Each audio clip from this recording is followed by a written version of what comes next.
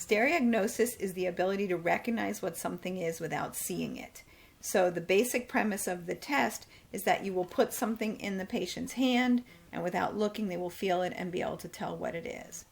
Now, when you are doing this with a patient who's had something like a stroke or a brain injury and has possible cognitive or language deficits, it's very important that the first thing you do is lay out your objects and have the patient name everything.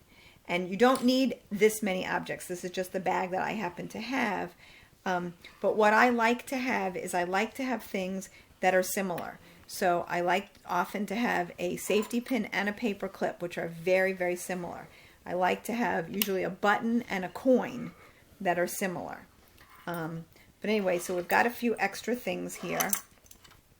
We'll take some things away. So I would say I would lay everything out and say to my patient, okay, first, because people tend to call things by different names, let me just have you name all these objects for me. Pin, screw, a nut, washer, key, clothespin, rubber band, large screw, button, paper clip. Okay, now, if my patient said that this was a nail, I don't have to correct him. If he says it's a nail and he's going to say it's a nail every time, that's fine.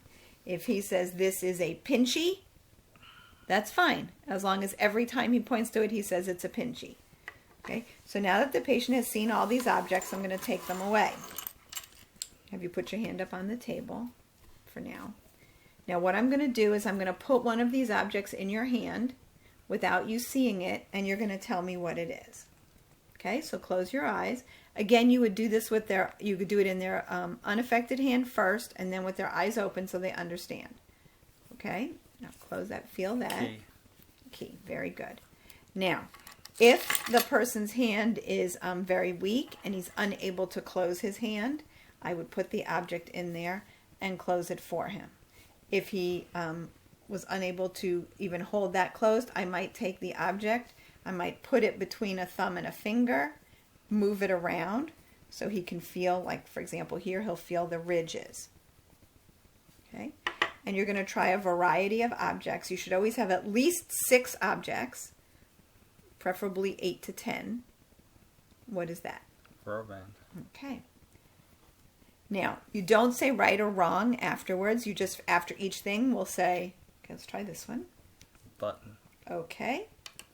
Now this. It's a hex nut. Okay. Now, if, again, the person, let's say you put it in the person's hand, and you say, what is this? And he goes, I'm not sure. Then you might say, can you tell me anything about it? It's flat and round. It's flat and round. Okay. It has a hole. And it has a hole. Okay. So with that, I might know that he recognized what it is. Okay, put your hand down for a second.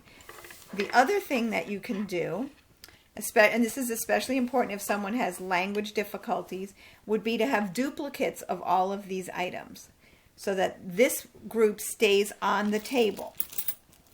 Okay, but then I would take another set of items and I would say, okay, put this in your hand. Can you feel that? And let's say you don't know what that is. You can't tell me what it is. Don't know. Okay, give it back. Now open your eyes and see, do you see it here? Yes. Okay, which thing was it?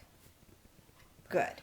Okay, so you can do that, but you can't put it in their hand and then take it and put it back, because you might not put it back in the exact same place, and then the client who might not have known what it is might be able to figure it out because you've moved things. The other thing is they can hear it, so it sounds a lot different putting the key back on the table as it does putting the rubber band back on the table. So if the client has any sort of language difficulty, I would have duplicate set of items or cards with the pictures on them.